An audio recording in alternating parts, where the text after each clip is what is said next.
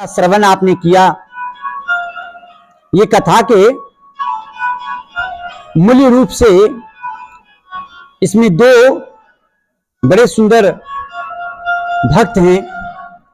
एक तो इंद्रधुमन जी, जिन्हें अगस्त मुनि ने श्राप दे दिया, क्योंकि अगस्त मुनि आए और इंद्रधुमन जी उन्हें देख करके खड़ा नहीं हुए, तो खड़ा ना होने के कारण ब्राह्मण का अपमान हुआ।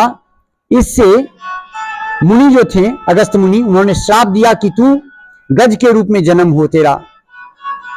उन्होंने बोले प्रभु हम तो भगवान के भक्ति में थे।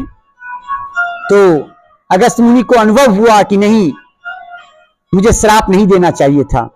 तो बोले ठीक है, जिस भक्ति में लगे हो लगे रह, एक दिन भगवान तुम्हारे भक्ति पर प्रसन्न होके पुनः तुम्हारे जीवन में उदित होंगे। जिस गज के रूप में तुम लोगे, उसी गज के रूप में श्री हरि तुमको दर्शन देंगे। यहां इनका हो गया। और आप इस कथा में श्रवण किए होंगे, गज को ग्राह ने पकड़ा। कहां? तो जल में। ग्राह अर्थात मगरमच्छ। ग्राह ने पकड़ा। ये ग्राह कौन थे पता है? देवताओं को हंसाने के लिए हाहा और हुहू करके दो देवता रहते थे, हाहा और हुहू।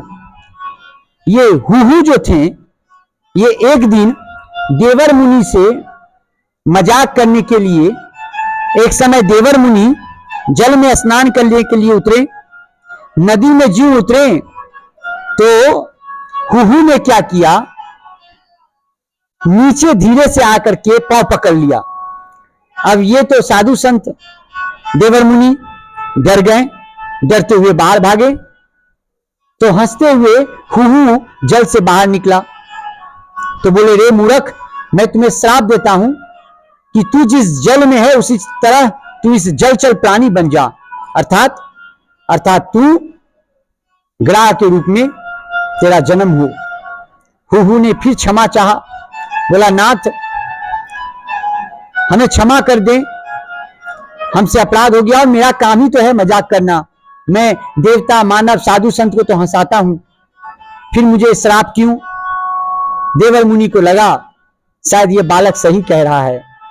तो देवर मुनि दया किए और उन्होंने हुहू को बोले कि ठीक है, अगले जन्म जब तेरा ग्राह में हो तो किसी भक्त का चरण पकड़ लेना और तब तक मत छोड़ना जब तक तेरा उद्धार ना हो।